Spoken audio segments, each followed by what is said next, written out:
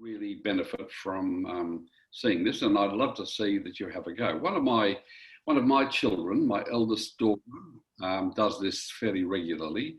She's not doing it to make money; she just enjoys it. I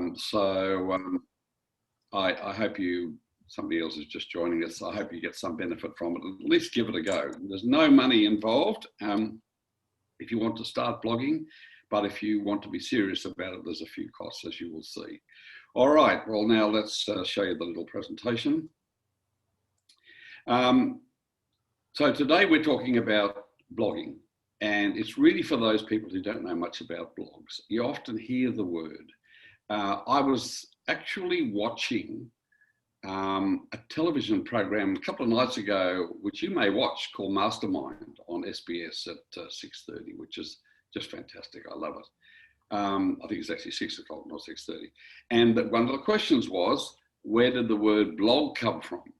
And, you know, I didn't know. I don't know where the word came from, but I looked it up, and sure enough, the definition is from the word weblog. A web log, so it's been abbreviated to the word blog. There's one to remember and ask your children and grandchildren about. Basically, as I'm just reading this, it's a regularly updated website or web page, typically run by one person, sometimes by a small group, and written in a very chatty style so that people look forward to reading it. And it might seem like nothing, but in fact, they often develop into pretty serious things and have taken the place of many of the magazines that we've all used to know and love. And I think about what my wife used to do for a living and what she couldn't do now because the organisation she's worked for has gone to the wall because of blogs. So there are a number of different styles. You can make a blog about anything, but fashion blogs are really popular. That is particularly amongst, well, not just particularly, but I know teenage grandchildren, females of mine, are very keen on fashion blogs because they get the latest sort of information. Or food blogs, which are the second most popular thing. And I'm going to show you a couple of slides in a second about food blogs. That is, going to a site on the web, reading about something to do with the latest thing to do with food, and they're all done using blogging. And travel blogs and music blogs and lifestyle blogs and fitness blogs and do-it-yourself blogs, which are very common, how to fix something, and then a continuing story about that which other people contribute to. That's really it's a log of places that people have been to, and sports blogs, of course. What you're looking at on the screen now, or will be very soon, is a screen capture I've done of a classic blog. This is called Man of Many. It is a food blog. You've never heard of it probably, but it is, the person who does this earns about $100,000 a year, and how they earn it is simply because of the ads that are on the page. Now, if you look at this page at the moment, you'll notice that it's just like looking at a web page. But at the top, there's an ad for a pillowcase, and down the side, there's an ad for hats, and then below that, something else. Now, these are paid for by people who want to advertise their goods and services. And of course, these are called targeted ads. And they're based on a facility provided by our good friends at Google called Google AdSense. Now, Google AdSense is what everybody loves and hates at the same time. If you search the net and you're looking for something, Google notices you're doing that and takes a little mental note to itself that you might be interested in buying a pillowcase. And sure enough, folks, about a month ago, I was looking for pillowcases, and Google's remembered it. And so when I went to this blog, apart from the pictures of the lovely pictures of the food, showed me an ad for a pillowcase. That's how these people make money. They get perhaps 1 cent for me looking at that. Doesn't sound much, but if you get 100,000 of them, in a week, well, then you're becoming quite wealthy. Here's another one. This is a fashion one. Do it yourself, really. Young House Love. Pardon me. There are so many of these, but again, you'll notice at the top of the screen it has an ad for Cisco. Open doors to more business possibilities. And at the bottom of the screen, there's another ad for Cisco. And on the right-hand side, there's a little ad there for Creative Cloud, make it with Creative Cloud. These are all things that I'm personally interested in. So that's why it's showing me these ads. It's not showing me ads for buying a new Mazda because I've not been in the market for buying a new Mazda. Google knows everything. And that's how these people make money. It seems such a trivial thing, but there's some good tips to it, as you'll see in a minute. All right, well, these are the first steps. Firstly, I'm recommending to you open a web-based email account. Now, I personally use Gmail, and I use my own name as my Gmail account, but I'm recommending that you start a new Gmail account using the name of the blog that you're going to create. So if you are going to, for example, say your great interest is in fishing, you might want to start a Gmail account that says pitwaterfishing@gmail.com. And then the reason I'm saying that is if you get sick of it, you're not going to get flooded with requests from everybody forever and ever. And it just means that you'll have a specialized account for Gmail. Many of you probably don't know this GMX I mentioned on the screen there. GMX is a competitor to Gmail, quite good. And so if your current email address is, for example, john.dixon@gmail.com, you could have john.dixon@gmx.com. And you would, to sign up, you'd go to gmx.com and sign up. It's free. So that's just a couple of suggestions. I'm doing that for your own protection. You certainly don't have to do that. You could use your own email address, but you know, it's nice to keep things at arm's length. And then you need to open an account with a blog specialist. You strictly don't have to. You can use all sorts of people, but these are the ones that are well known. WordPress, certainly known to John and to many other of the trainers. WordPress now looks at more than 30% of every website in the world, and there are billions of them, are controlled and run by WordPress. WordPress is free. And there's another one called Blogger and another one called Blogspot. You notice I put in brackets after the word Blogspot, or not, with a not smiley face. The reason I mention that is that Blogspot occasionally falls over, and that's not a very good thing. One of the most significant things if you want to make a good blog is to make it popular. And to make it popular, you have to rely on Google to promote your site. You don't have to know very much about it. It will promote your site whether you like it or not. But if you're clever about it, you can get it right to the top of the heap. A Blogspot's useless at it. So that's why I wouldn't recommend it, even if somebody else says you should.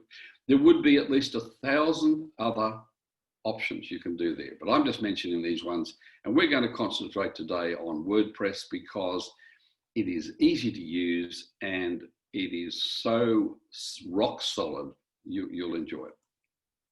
All right, what are the next steps? To use WordPress, you start off for the first time, if you've never used it, by going to wordpress.com/new. That will open you a WordPress blog account. I'm going to do it for you in a few minutes. We're going to step through it so you can see how to do it. There are many more ways to do it, and some of you already know these services because the names came up in a presentation I did about a month ago about hosting. And so 000webhost.com, buyit.host, freehostingnoads.net. These are classic examples of where you can start your own blog. Best of all, in my opinion, is bluehost.com. It's not free. It's about $4.50, including GST a month. Is that right, John? Nod your head. And you have to sign up for 36 months, but there's some huge advantages. Firstly, it's very fast. The screens arrive on people's computers quickly. They give you 24-hour phone support. You can ring up at 2 a.m. in the morning and talk to somebody within 30 seconds and they will help you through an issue, which is, well, who does that for the money nowadays? And they also give you a free domain name. Now, for those of you that don't know what that is, avpals.com is a domain name. And if you're going to create a blog, you might want to call it, for example, pittwaterfishing.com. Well, you can do so for free if you have an account with Bluehost. Otherwise, you need to pay for that separately. And finally, to mention here, it also gives you what's known in the business as a free SSL certificate, secure sites. I forgot what the letters stand for. That's the HTTPS on a website that has the little padlock on it. Very important nowadays. A lot of people don't like going to sites that have not secure. So, but we're not going to worry about all of that. For our example, we're going to be using wordpress.com, and you'll see why in a second. Okay, let's have a go at doing this. I'm going to shift around now, and we're going to look at something a little bit different, and I'm going to start off by showing you a web page. So I have signed in here. You're now looking at my browser on my computer, and you'll notice up there in the address bar, it says wordpress.com/new, just as I mentioned. And the screen you see, my site is called, is just what you will see when you type that into your web browser. And it comes up with some examples. It just keeps changing for the sake of it. But in my case, I'm going to actually type something in there. My site is called, I'd never even thought of this word before, but I'm going to put in Pittwater. Whoops, the daisy, we better click on it, I think. Pittwater Fishing. So my site is called Pittwater Fishing, and I'm going to click on the continue button. Now, if you don't like it after you've done some things, you can change it as often as you like, but we'll leave it at that for the moment. I've clicked the continue button.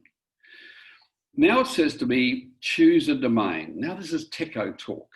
What it really means is, do you want to use pittwater.fishing as the name of your domain? If you do, it's going to cost you. Or would you like pittwaterfishing.com? If you do, it'll cost you. But I'm suggesting you choose the first option, which is pittwaterfishing.wordpress.com. Technical word for this is subdomain, but I'm going to click on that because I don't want to pay any money for this example. The downside is that people would have to type in pittwaterfishing.wordpress.com, not pittwaterfishing.com. So there's a weakness. And the other weakness is that when you've created the site, on the site will appear the occasional ad for something that's got nothing to do with what you're trying to talk about. So my suggestion is you start off with the free example, you carry on, and if you're happy with it and you really get excited about it, and 1 in 100 people will, then you might want to pay them some money. And you can change online, you can just change over and it remembers everything that you've got. So I'm going to click the continue button now so that we're going to see what happens. It now asks me to choose a design. Now, truthfully, I could choose any one of hundreds of designs here. Look at them as I come down the page. There's lots of them. You can completely design your own if you want to, but this is a really good way to get started.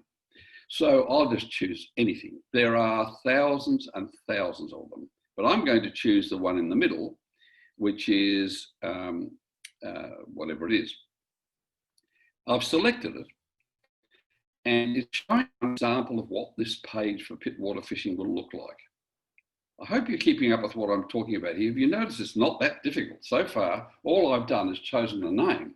I haven't even given WordPress my name or my email address. They don't even know who I am yet. And it's saying now to pick up font pairing. Well, this is just to change the look of the page. So you'll notice if I click on different words, it changes the font. That's basically all it does. I'll just leave it at whatever it is. And when I'm happy with it, I click the continue button. Greg's going to let somebody else in the door, so that's good. If you're there, Greg. So I'm going to click on the continue button, and it's now going to come to the dollars and cents. It wants to know, do I want to pay? These are per month fees. Now, I would not recommend you start off by paying any money because there's just no point to start with. But later on, if you really like this, $5 a month's not too bad. I would not suggest you go beyond the $5 one, but unless you become really super duper excited about it. But the $5 one would be a good example later on. But just for the moment, we're going to choose the nothing one. Now, of course, it wants to know your email address. And this is why you'll want to have your own Gmail account so that you can put in there, pittwaterfishing@gmail.com and the password you chose. If you're not confident about doing this stuff, it's something about you. Can I have 2 Gmail accounts? I've got 50 of them. How do I keep track of them all? I put them in a little book. So by all means, choose a different email address, but you can use your own as well. And you will not get pestered by WordPress. They are a huge company. They're absolutely massive. And so they can't be bothered dealing with little people like you and I. You will not get any junk mail from them. But nevertheless, I like to have a separate email address. And so I would type in my email address there. I'd put in the password and I'd click on the button, create account. Now, within a few seconds, that site is then live on the net. And you could tell people to go to pittwaterfishing.wordpress.com and up would come your site. And you're able to put in all the text you want to, all the pages you want to, all the pictures you want to, the videos, the sounds. And it's not my job to show you how to do that today because it's really pretty straightforward, but I'd like you to experiment with it yourself so you're not too worried about it. All right, well now I'm back again, but I'm going to show you one more page because I wanted to, how am I going to do this? I think like this. I think you can see it from when I find what I'm up to. How do I do that? Got to jump over to there. That's more like it. This, can you all see a page that says Bluehost? Yes, Greg, are you there? Can you see that page? Assuming you can. I see it, yes, Paul. Okay, thank you. This is the site I mentioned earlier. These people charge. They charge, it says they're $5.33 a month. That price, you can do better than that. And these people are the world's leading providers of blog sites. So you've got three choices. You pay nothing at all. You open an account with WordPress and pay them $5 a month, or you open an account with Bluehost and you pay them $5.33. I particularly like Bluehost because of their 24-hour telephone support. It's quite a worthwhile thing to do. So let's go back now to our little presentation. I'm jumping around like a mad thing here. We're now going to look at this. So we've done the first part of it. What's next? So if you're a serious blogger, the point is, what you're doing eventually is catching people's interest so that they get up in the morning and they think, yes, I'm going to go and look at that blog about pittwater fishing because I just love what that man or that woman is saying. And I love fishing and I want to know what the latest thing is. You go there, you turn it on and you go to pittwaterfishing.com and you don't notice it, but there's an ad on the page for fishing gear provided by somebody or other, and they've got paid 1 cent for that. So that's the point. And you get paid the 1 cent, and then if 1,000 people look at it, you get paid 1,000 cents. And if 1,000,000 people look at it, you get paid 1,000,000 cents. And then along comes somebody and buys it from you. How do you promote your site? Because that's pretty important. It's all very well starting a blog, but how are people going to find you? Well, there are a number of ways. The most important one I could recommend is that you try to harvest their email addresses so that anybody that comes to your site gives you, whether they like it or not, their email address. And the point of that is that you would then use this program called MailChimp, which is how you worked out how to come here today, because we use MailChimp at AVPALS. We've harvested your email addresses, and we now use MailChimp to let you know about the blog. So MailChimp's very important. There's a couple of other wonderful options. There's a thing called Hello Bar, HELLOBAR. And Hello Bar it puts a little link on your on your new blog. It says, would you like to win a prize? Put your email address in here, and therefore you collect their information. It's pretty important, if you're going to make this really work for you and you want to promote it, that you are involved in social media: Facebook, Instagram, Twitter, Pinterest, LinkedIn, and many others. Facebook, of course, is right up there, but Instagram's not far behind. So that's how you could promote your blog. If you're constantly putting something on Facebook that says, oh, well, the Pittwater Fishing's a fantastic site, you should see the wonderful fish they caught last week, that's how they will come to your site and sign up for the newsletter, and eventually the numbers keep on growing. Some tips: you need to make it look consistent, and the quality has to be terrific, because there are a lot of very clever people out there, particularly the kids. They're really good at this sort of stuff. So if you're going to do it, yours has to be either, think about who your target audience is. If it's a fishing situation and they're older people, then you should keep it pretty straightforward, not too clever and arty. But of course, if you're going to sell face masks, you might want to make it a bit clever. But make it very simple for people to subscribe to your blog. And the more people that subscribe, the more people will come back to have a look and see what you publish the next day or the next week.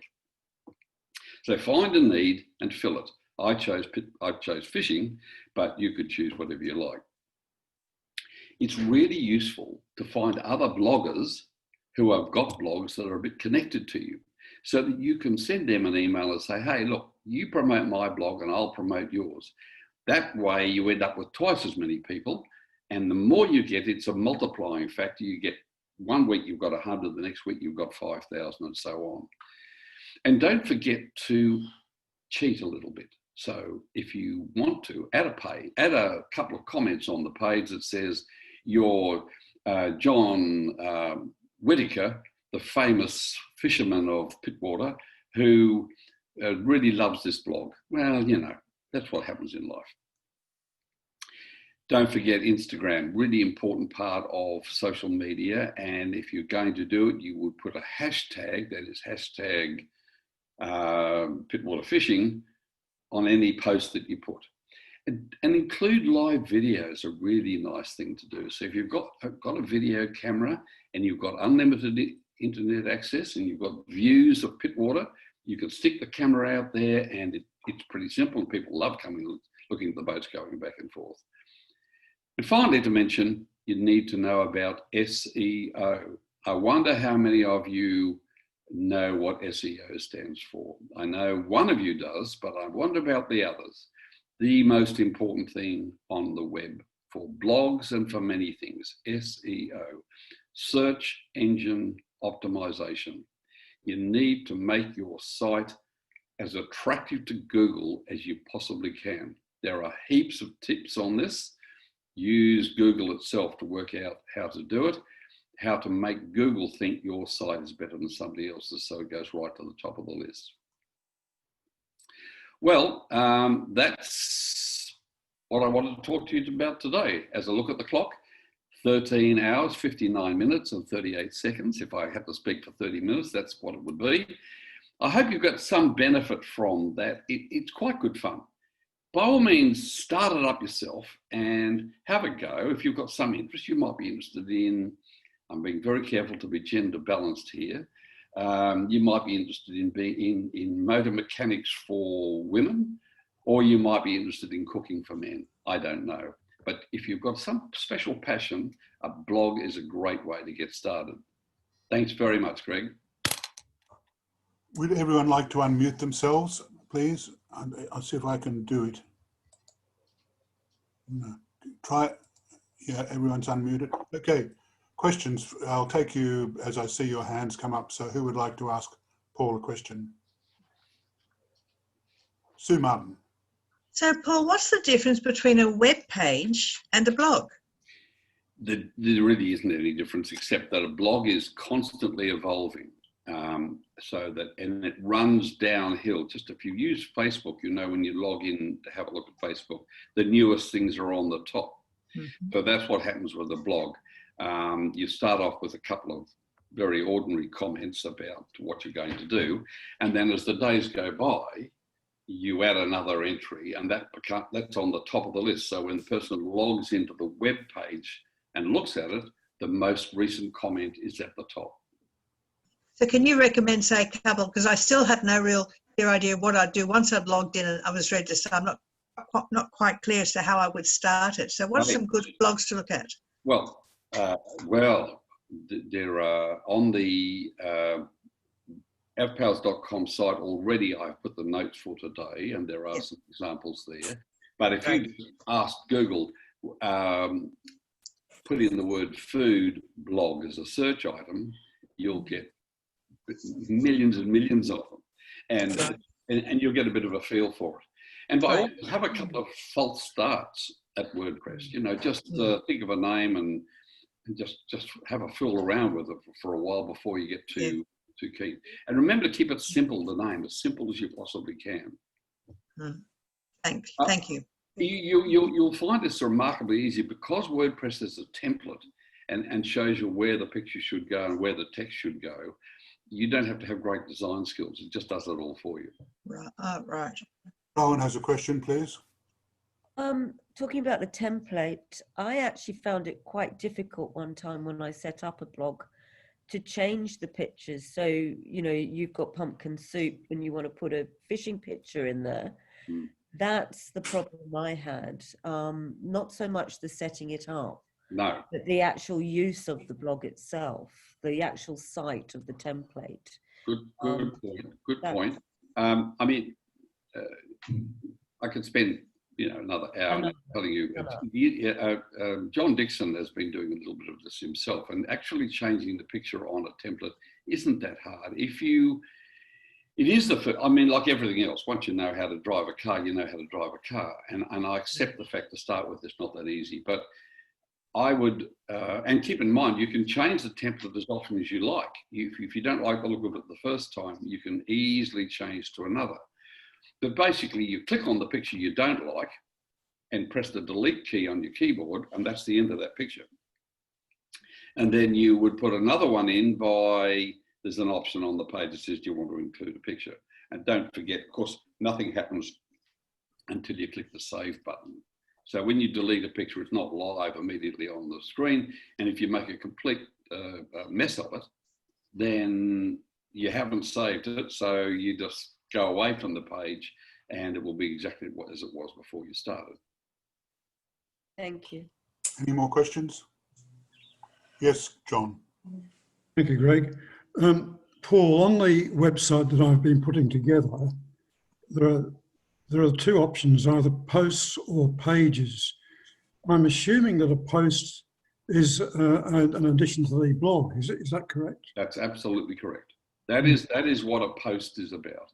WordPress itself, the program that's at the core of this thing, which is free, was originally designed for blogging.